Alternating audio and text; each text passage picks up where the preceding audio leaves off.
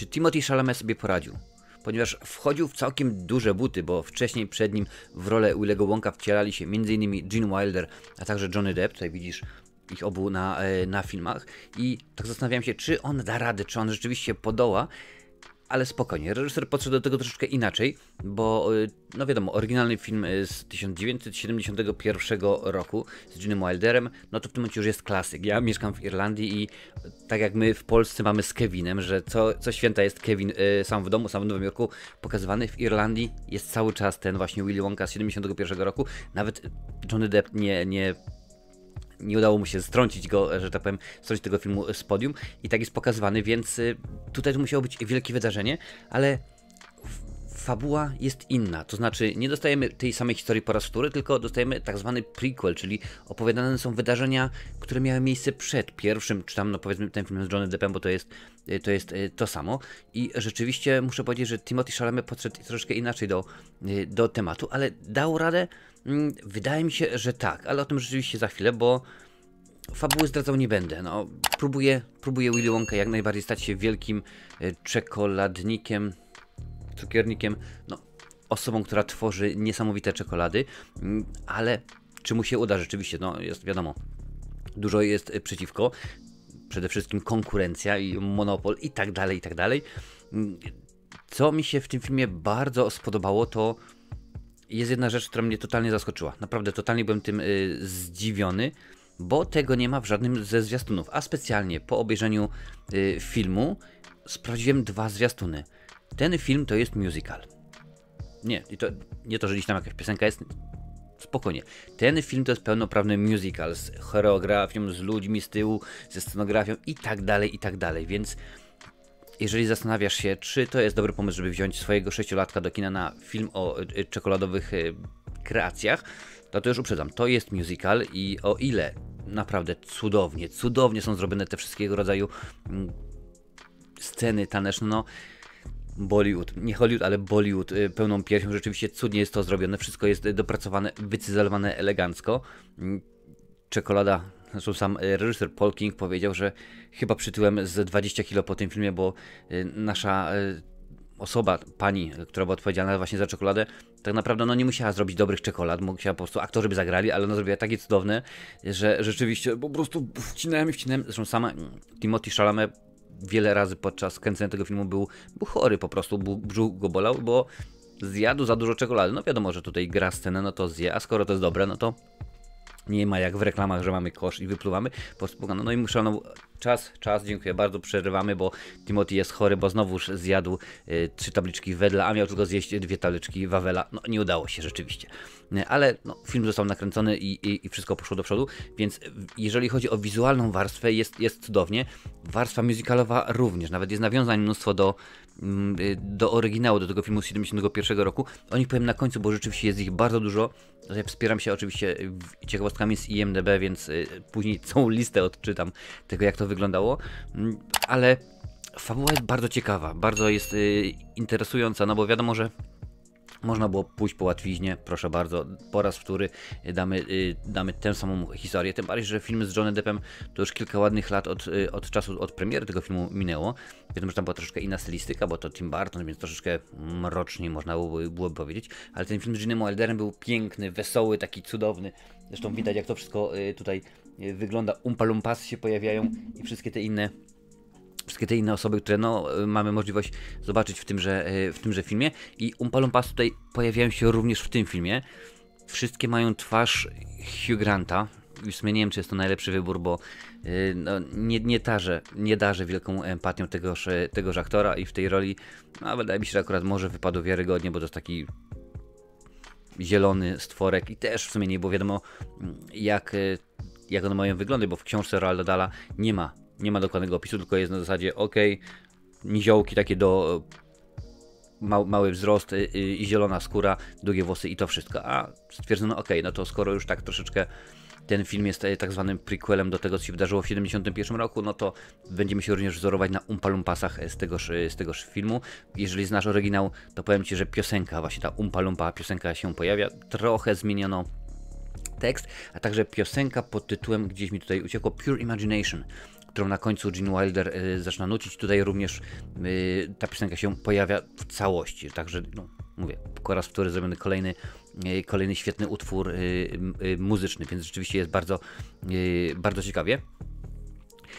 Sama produkcja, mówiłem oprócz tego, że może to jest musical, czego się nie spodziewałem, bo ja nie mam problemu z musicalami, ja je lubię rzeczywiście, czy to Deszczowa piosenka, Wyższe sfery, czy La La Land, nie mam w ogóle problemu z musicalami, jeżeli są dobrze zrobione, no to rzeczywiście jest fajnie, a tutaj chyba coś takiego jest ostatnimi czasy w Hollywood, że boją się nam powiedzieć, że to jest musical. Uwaga, nie idź do kina, bo to jest musical. No a to rzeczywiście wszystko się bardzo dobrze sprzedaje.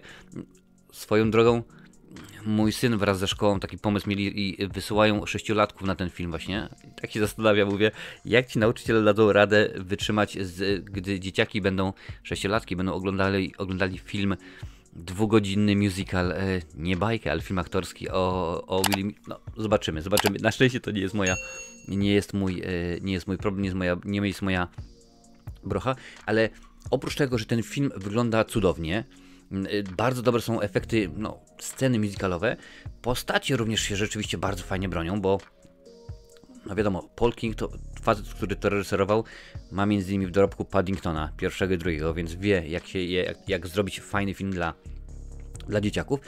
I muszę przyznać, że tutaj w rolach drugoplanowych, bo tutaj jest rzeczywiście siła, no, oprócz tego, że pojawia się Olivia Colman, świetna brytyjska aktorka, po raz pierwszy od 5 lat na ekranie filmowym pojawia się również Rowan Atkinson, czyli znany oczywiście Jaś Fasola, czy tam Johnny English. Właśnie Johnny English, część chyba druga, to był ostatni jego film z 2018 roku. Tutaj się pojawia w roli księdza. No, tak samo jak ktoś już sprawdził, ale przecież on w 4 Weselach i Pogrzeb razem z Hugh Grantem wystąpił i tam też grał księdza. No tutaj gra księdza, tutaj Hugh Grant również się pojawia, ale naprawdę w ogóle nie podobała mu się jego rola.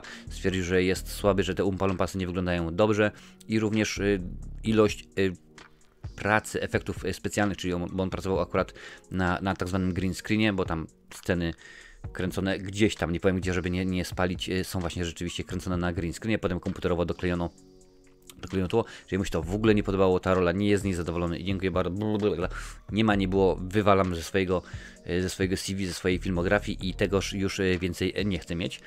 Sam Timothée Chalamet jak najbardziej podoba mi się, muszę przyznać, bardzo ciekawa jego rola, w ogóle kiedy już wybierali obsadę, to był finał, no to w finale znalazł się właśnie Timothée Chalamet i Tom Holland, znany oczywiście Spider-Man. I to właśnie Chalamet wygrał. Wydaje mi się, że dobrze, bo tak patrząc na filmografię Hollanda, to chyba tak naprawdę poza Spider-Manem nic dobrego nie pojawia się w jego filmografii, bo są to albo produkcje, które gdzieś tam on pojawia się w rolach drugoplanowych, a jeżeli już dostał jakiś film, który jest w główną rolą, nie Spider-Manową, no to tutaj już rzeczywiście jest nieciekawie, ale jest rzecz, która mi się, i to w sumie nie z samego filmu, tylko właśnie przygotowując się do tej recenzji, wyczytałem, że ten film, teraz wszyscy to robią, naprawdę wszyscy i to mnie już coraz bardziej wkurza, ten film jest pierwszym filmem z nowego uniwersum. Tak, nazywa się ono Roald Dahl Cinematic Universe. Jak dobrze wiesz, Roald Dahl mnóstwo rzeczywiście tych powieści, książek napisał, moja córka uwielbia. No i wygląda na to, że wytwórnia Warner Brothers chce mieć swoje również kolejne uniwersum, więc możliwe, że te kolejne produkcje, które będą powstawały na podstawie twórczości Roalda Dahla, będą się gdzieś tam zazębiały, będą się łączyły. No mam nadzieję, że któregoś dnia nie dostaniemy miksu, powiedzmy, czarownic z Willy Wonką, którzy podróżują gdzieś tam w poszukiwaniu bardzo fajnego giganta. No zobaczymy, mam nadzieję, że to jest Dahl, a jeżeli nie, to przepraszam bardzo, napisz mi w komentarzu, że się pomyliłem, no ale dajcie spokój, my chcemy oglądać w tym momencie filmy dla czystej przyjemności, a ten film nam daje przyjemność, rzeczywiście jest to kino, które się ogląda bardzo ciekawie, bardzo zawodowo. Nie, Timothée Chalamet nie musi się niczego wstydzić, wydaje mi się, że on dorównał Gene'owi Wilderowi, jest, wydaje mi się, trochę lepszy niż Johnny Depp, chociaż też według mnie sam Tim Burton to nie jest reżyser adekwatny, odpowiedni do filmów dla dzieci, bo akurat za mroczno tam jest za ciemno. No w ogóle jeżeli nie było Ci dane zobaczyć oryginału, czyli tego filmu z Gene'em Wilderem 71 roku, w opisie, a także w przypiętym komentarzu będzie link do tego filmu, możesz sobie go kupić i zobaczyć, czy rzeczywiście to się, jak to wygląda, jak to się wszystko ogląda. ale według mnie ogląda się zarówno oryginał, jak i ten film bardzo dobrze. Mówiłem oczywiście wcześniej o tych nawiązaniach do oryginału i jest ich całe mnóstwo, jak mówiłem wcześniej, więc teraz odczytam je, bo to rzeczywiście jest lista dosyć zacna. Istnieje kilka nawiązań do filmu z 71 roku Willy Wonka i Fabryka Czekolady. Po pierwsze, drobny druk w pralni pani Scrubbit. Melodia grana przez Loftiego jest taka sama jak ta, którą grał Willy Wonka, by przywołać Umpa Lumpasy. Więc kolejna oczywiście rzecz. Loft wypowiada słowa dzień dobry, proszę pana. Powiedziałem dzień dobry. I opowiada do Willy'ego i tak samo jak Gene Wilder, czyli Willy Wonka z oryginału, mówi pod koniec filmu z 71 roku. Przez cały film odtwarzane są 3 początkowe nuty utworu Pure Imagination, a cała piosenka jest śpiewana na samym końcu przez Willy Wonkę. Willy mówi uderz w to, odwróć to, kiedy miesza zdania. Laska Willy'ego kilka razy sama podnosi się, podobnie jak w wstępie Willy'ego Wonki autorstwa Gene'ego Wildera. Oczywiście pojawiają się jadalne kwiaty i tutaj oczywiście pojawiają się mikstury czekoladowe, różnego rodzaju inne, które sprawiają, że kilka osób lata, są po prostu wysyłane, można powiedzieć, w powietrze. Co jeszcze mamy dalej? Tak samo jak w filmie 71 roku Willy Wonka tworzy czekoladki z fantastycznych składników, takich jak błyskawica, czy chociażby słońce. I co tutaj jeszcze mamy dalej? Oczywiście tak, Willy obiecuje Noodle, czyli jednej z bohaterek tego filmu, dożywotni zapas czekolady i właśnie ten sam motyw, czyli czekolada, dożywotni jej zapas, jest główną nagrodą w filmie Willy Wonka i Fabryka Czekolady. I no, oczywiście w tym momencie wychwyciłem, to jest wypisanych rzeczywiście kilka, ale jeżeli znajdziesz jakieś inne jeszcze dodatkowe, napisz mi w ogóle w komentarzu. Jestem ciekaw, no ja mieszkam w Irlandii, jak mówiłem już wcześniej, więc widziałem film w wersji anglojęzycznej. Domyślam się, że w Polsce on będzie z dubbingiem, bo to byłoby sensowne i logiczne. Napisz mi rzeczywiście, czy ten dubbing jest zrobiony, czy w ogóle jest dubbing, czy jednak stwierdzili, nie no, 6-7-latki mogą spokojnie iść obejrzeć ten film i czytać napisy. Więc, ale mi się wydaje, że akurat polski dystrybutor chyba sobie rzeczywiście z tym poradzi, aż nawet nie sprawdziłem nawet, kto jest dystrybutorem tegoż filmu w Polsce, ale zobaczymy. Warner Bros. Entertainment Polska oczywiście, no to domyślam się, że będzie dubbing, a my akurat dubbing do polskich filmów potrafimy dobrze zrobić. Ostatnio omawiałem Trolle 3. część i tam rzeczywiście stwierdziliście w komentarzach fajny dubbing, nawet kilka piosenek przetłumaczyli na polski, więc rzeczywiście wyglądało to dobrze. No, w produkcjach dla dzieci ten dubbing nam rzeczywiście wychodzi dobrze albo bardzo dobrze, a w filmach dla dorosłych wychodzi nam źle albo bardzo źle. Dokładnie wiesz, jak to się znajduje. W ogóle no, nie jest to moja pierwsza recenzja filmu dla dzieci. Takie się pojawiają dosyć często, więc jeżeli lubisz i podoba Ci ta recenzja, udostępnij ją na swoich mediach społecznościowych. Będzie mi niezmiernie miło, jeżeli to rzeczywiście uczynisz, no bo to sprawi, że kanał będzie rósł i coraz więcej osób będzie się pojawiało. Tak tutaj jeszcze tylko popatrzyłem, przeskoczyło bardzo, przepraszam, że no, mówiłem wcześniej o tych dwóch ekranizacjach, czyli 71 roku i potem Charlie i Fabryka Czekolady z 2005 z Johnny Deppem, ale jeszcze była ekranizacja, no, który mało może kto pamięta, ale była. Tom i Jerry i Willy Wonka i Fabryka Czekolady. Taki był tytuł. Jest to film z 2017 roku, oczywiście animacja utrzymana w świecie Toma i Jerry'ego, więc jeżeli lubisz, to możesz sobie również wyszukać i zobaczyć. Tom i Jerry i Charlie Bucket wyruszają w podróż do Fabryki Czekolady. Taki jest rzeczywiście zarys. No więc tego jest mnóstwo, Roald Dahl ma się dobrze, jego produkcje również. No i cóż tutaj dużo mówić. Film, czyli ten, o którym się mówimy, czyli Wonka, miał budżetu $125 milionów, więc bardzo dużo, a już w tym momencie, czyli w niespełna tydzień po premierze, ma już na swoim koncie ponad $151 milionów zarobionych. Więc film spokojnie się zwróci. No dodatkowo potem jeszcze Warner Bros. Wrzuci po wszystkiemu na platformę.